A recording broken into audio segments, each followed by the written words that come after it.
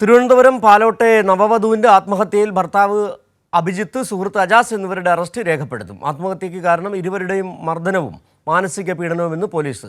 അഭിജിത്തിനെതിരെ ഭർതൃപീഡനം, ആത്മഹത്യാ പ്രേരണ, ദേഹോപദ്രവമേൽപ്പിക്കൽ എന്നീ കുറ്റങ്ങൾ ചുമത്തും. 2 ദിവസമായി തുടരുന്ന അന്വേഷണത്തിനൊടുവിലാണ് തിരുവനന്തപുരം പാലോട്ടെ നവവധുവിന്റെ ആത്മഹത്യയിൽ ഭർത്താവ് അഭിജിത്ത്, സുഹൃത്ത് അജാസ് എന്നിവർ അറസ്റ്റിലായത്.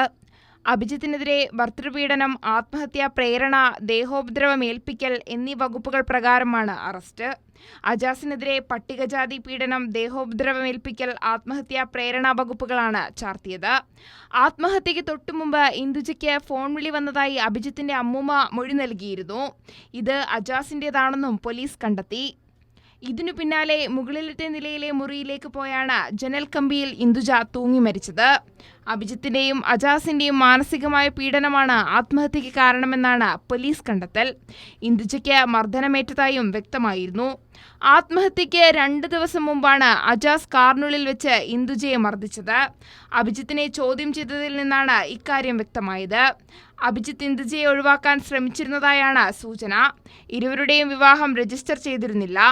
ആത്മഹത്യയിൽ അന്വേഷണം ആവശ്യപ്പെട്ട് ഇന്ദുജയുടെ കുടുംബം പോലീസിൽ പരാതി നൽകിയിരുന്നു. കൈരളി ന്യൂസ്, തിരുവനന്തപുരം.